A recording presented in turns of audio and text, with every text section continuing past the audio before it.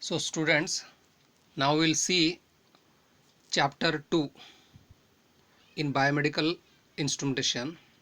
So the second chapter is instruments for the cardiovascular system. Cardiovascular means heart, and ECG electrocardiograph is taken by the physician to know the condition of the heart.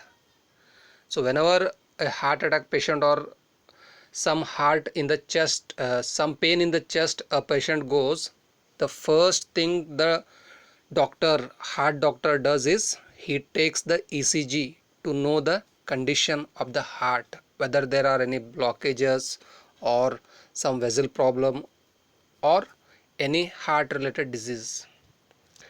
So here the first point is constituents of blood. So let me tell you what is blood. Blood is body fluid in humans and other animals that delivers necessary substances such as nutrients and oxygen to the cells and transports metabolic waste products away from those same cells.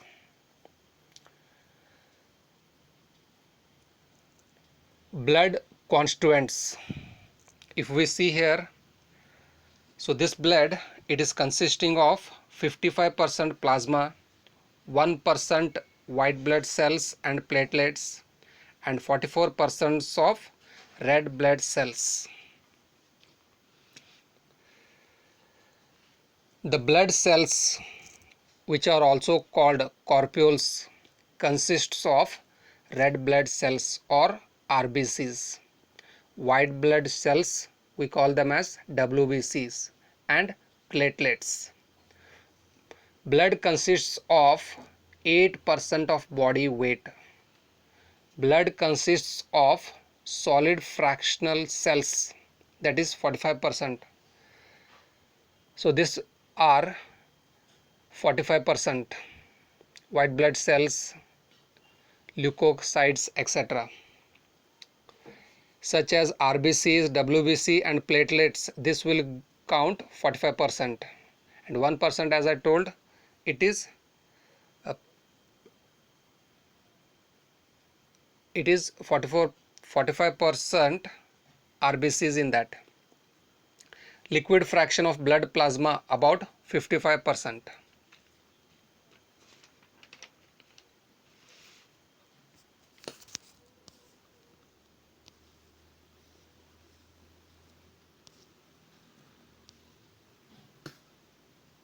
So now we'll see electrical conductivity blood cell counter.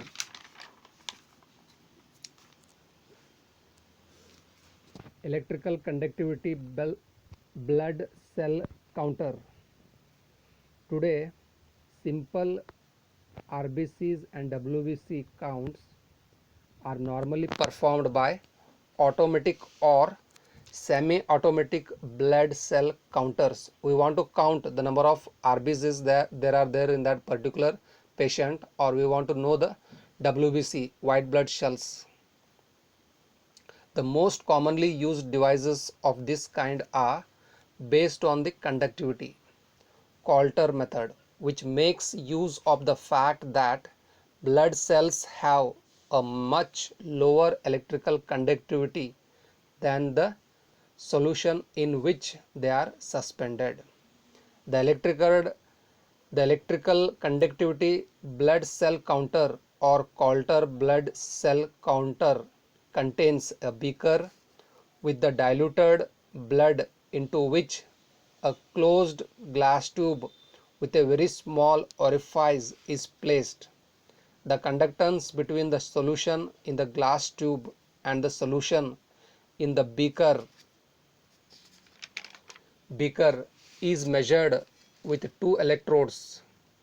This conductance is mainly determined by the diameter of the orifice in which the current density reaches its maximum. The glass tube is connected to a suction pump through a U-tube filled with mercury.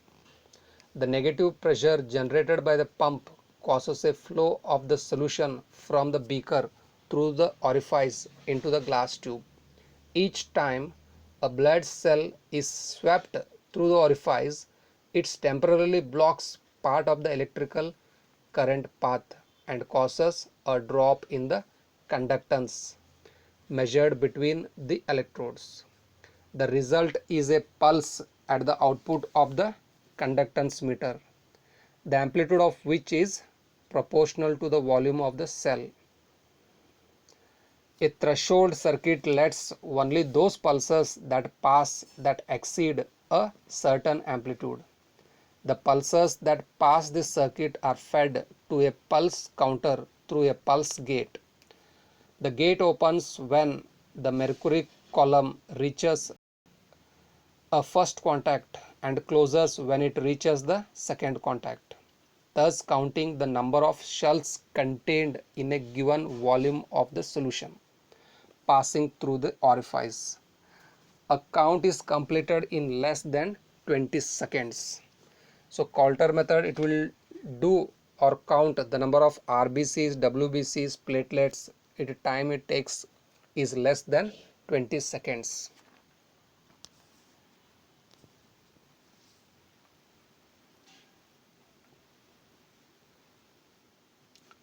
So now we'll see cardiovascular system. Cardio means heart, vascular means vessels. It performs the essential service of transportation of oxygen, carbon dioxide, numerous chemical compounds and the blood cells. System made up of heart, vessels and blood is called cardiovascular system. So what are the functions of cardiovascular system? So the main functions are delivering materials to cells. So what are the cells they require for their survival are supplied by this, is supplied with heart. Carrying waste away.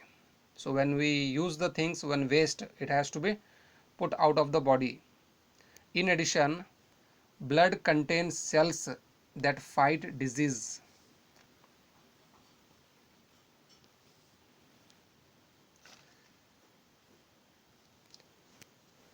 Cardiovascular physiology is the study of the circulatory system, especially addressing the physiology of the heart, that is cardio, and blood vessels, vascular. The heart is the pump responsible for maintaining adequate circulation of oxygenated blood around the vascular network of the body. The myocardium, that is cardiac muscle, is a specialized form of muscle consisting of individual cells joined by electrical connections. So this heart, if you see, is divided into two parts, right and left. Each part has two chambers called atrium and ventricular. Heart has four valves: tricuspid valve or right ventricle valve, bicuspid mitral or left ventricle valve, pulmonary valve, aortic valve.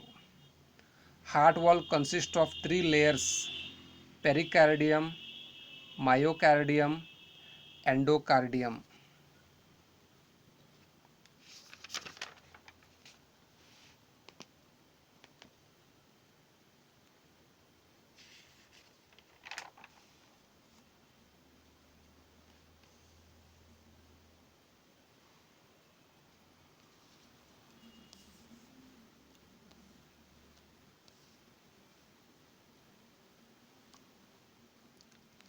Blood pressure. So what is this blood pressure? So as I referred or told, heart is the pump which is circulating the blood to all the organs, and all these organs, they require blood for their survival. If we don't supply the blood for some time, that organ or those cells that are there inside the organ will die because of no supply of blood. So why means through this blood only all the proteins that are required for their survival are supplied through the blood. What are systolic and diastolic blood pressures?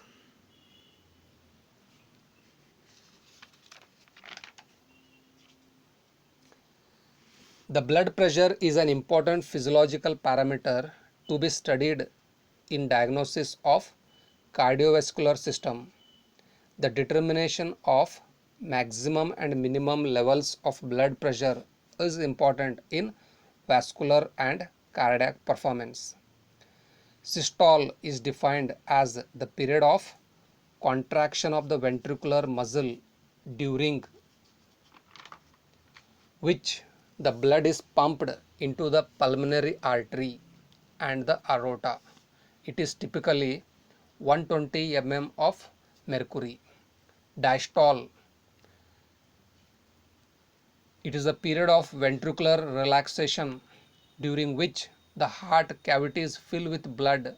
With diastole, a new cycle in the heart restarts. Diastole pressure is typically 80 mm of mercury. Normally, normal BP of a healthy person is 120 bar 80 mm of mercury. So 120 is systole, 80 is diastole, which increases as the age increases. So this both parameters systolic and diastolic will increase as the person age increases.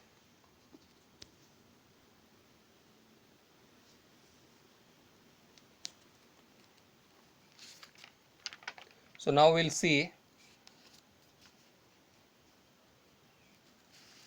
blood flow meters.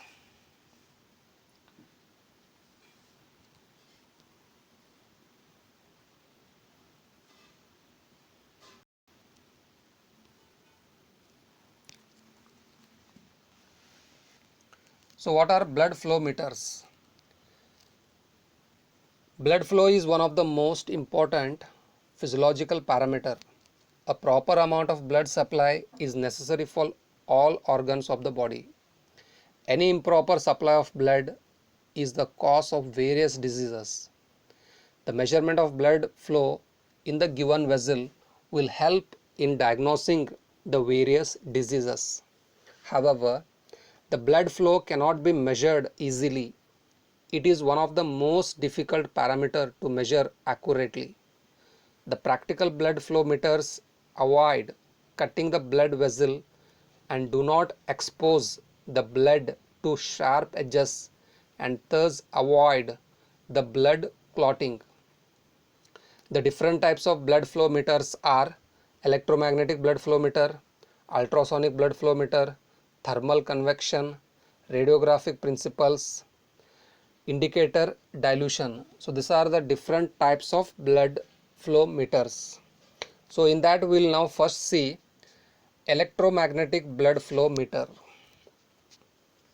The magnetic blood flow meter are based on the principle of magnetic induction.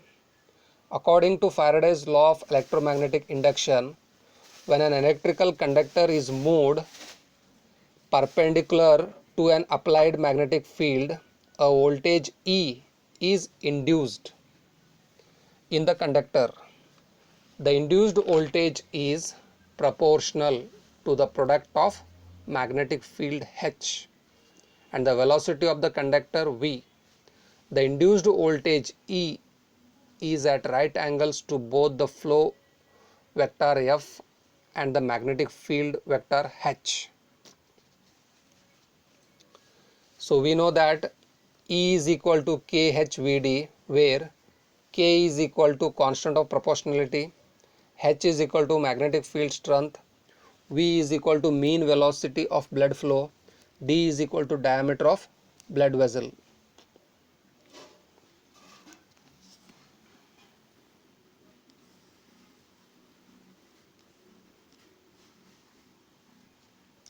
Ultrasonic blood flow meter. In an ultrasonic blood flow meter, a beam of ultrasonic energy is used to measure the velocity of flowing blood.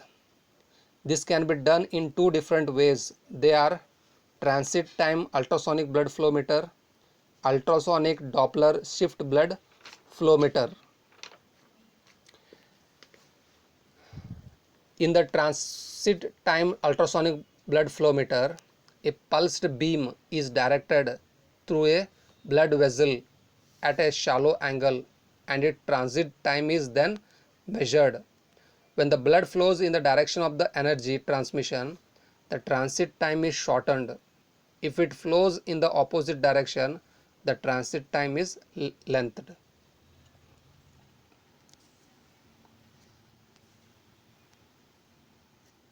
So next is blood pressure monitoring.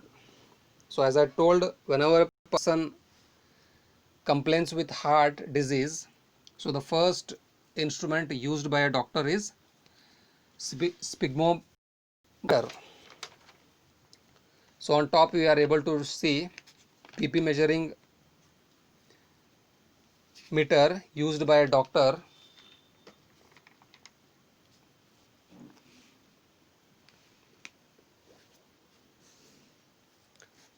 and down one is digital BP meter. So on top we will now see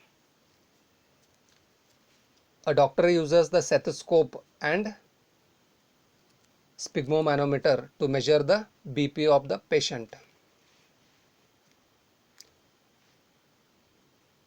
Thus this sphygmomanometer and stethoscope arrangement is used to obtain an average arterial pressure. Here the cuff is placed over the subject patient upper arm containing the artery. Initially, the pressure in the cuff is raised to a level well above the systolic pressure so that the blood flow is completely terminated. Now, the pressure in the cuff is released at a known rate. When the pressure in the cuff reaches a level below the systolic pressure, blood flows for a brief period. If the cuff pressure is made to fall further just below the diastolic pressure valve, the blood flows normally without interruption. This technique was introduced by Riva Rossi, scientist. Next, Korotkov sounds.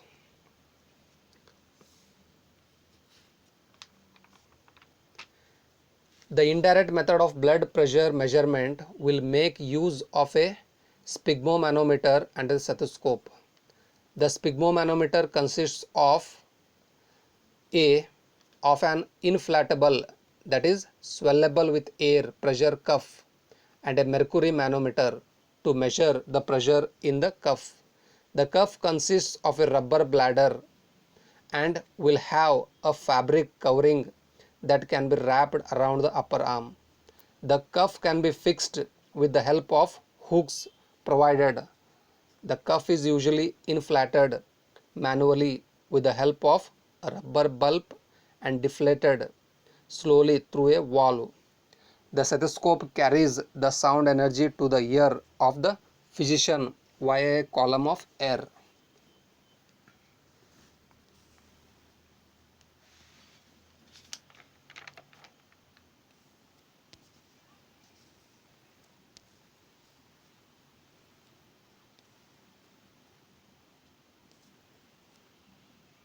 So now we'll see defibrillators. So what are these defibrillators? The heart is able to perform its important pumping function only through precisely synchronized action of the heart muscle fibers. The rapid spread of action potentials over the surface of the arteria causes these two chambers of the heart to contract together and pump blood through the two arterioventricular valves into the ventricles.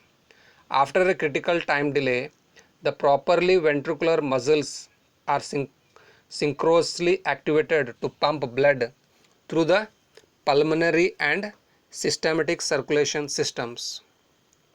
A condition in which this necessary synchronism is lost is known as fibrillation. During fibrillation, the rhythmic contraction of either of the arteria or the ventricles are replaced by rapid irregular switching of the muscular wall.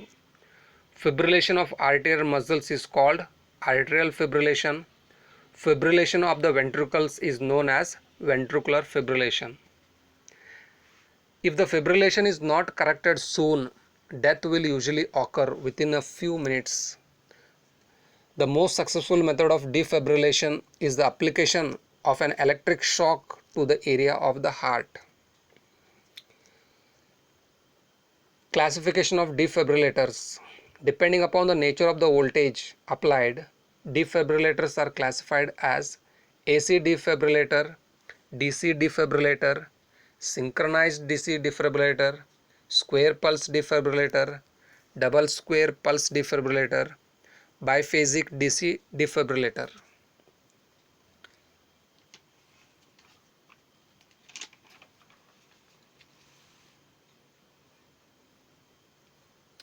So in DC defibrillator we are giving the DC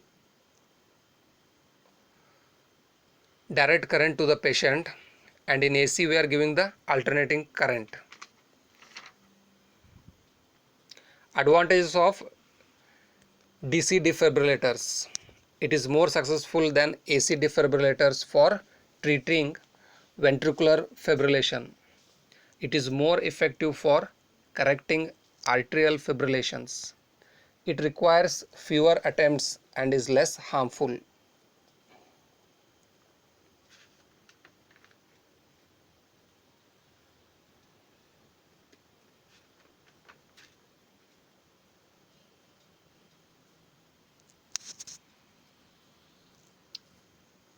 So next we will discuss about pacemakers.